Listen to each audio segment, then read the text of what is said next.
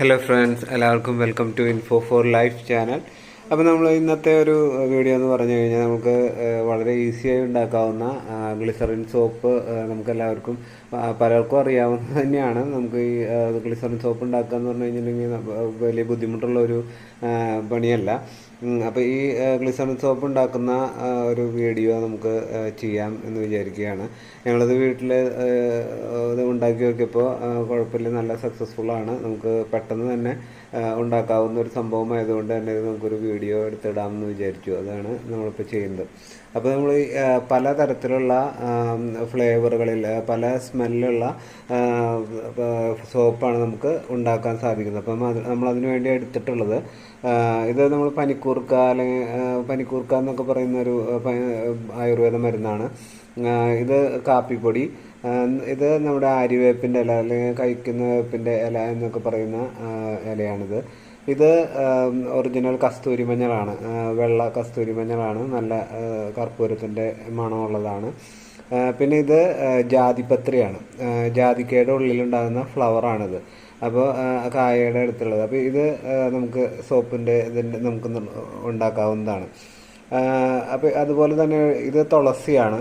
നമ്മൾ പരമാവധി നാച്ചുറലായിട്ടുള്ള ഓർഗാനിക് ആയിട്ടുള്ള ഒരു സോപ്പാണ് നമ്മൾ ഉദ്ദേശിച്ചത്.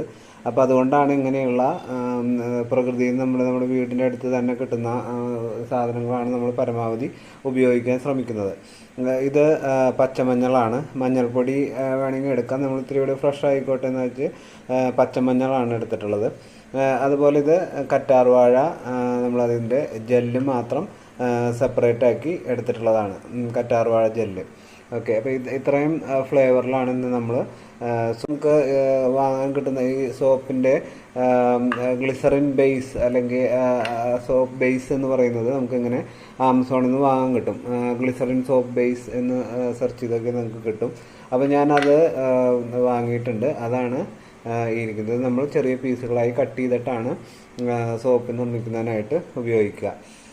അടുത്തതായിട്ട് നമ്മൾ ഉപയോഗിക്കുന്ന സ്മെല്ല് നമുക്ക് കുറച്ചും കൂടി നല്ല ഫ്രാഗ്രൻസ് കിട്ടണമെന്ന് വെച്ച് കഴിഞ്ഞാൽ നമുക്ക് ഈ പറയുന്ന എസെൻഷ്യൽ ഓയിൽസ് യൂസ് ചെയ്യാവുന്നതാണ്. എസെൻഷ്യൽ ഓയിൽസ് എന്ന് പറയുന്നത് ഈ ലെമൺ ഗ്രാസ് ഓയിൽ അല്ലെങ്കിൽ ലാവൻഡർ, റോസ്, ഇതിൻ്റെയൊക്കെ എസെൻഷ്യൽ ഓയിൽസ് നമുക്ക് ഇതുപോലെ തന്നെ ആമസോണിലോ അതിലൊക്കെ നമ്മുടെ ഷോപ്പുകളിലൊക്കെ അവൈലബിൾ ആണ്. സാൻഡൽവുഡ്, അതുപോലെ തന്നെ ജാസ്മിൻ, ലാവൻഡർ, ഇങ്ങനെ ഒരു 6-7 തരത്തിലുള്ള എസെൻഷ്യൽ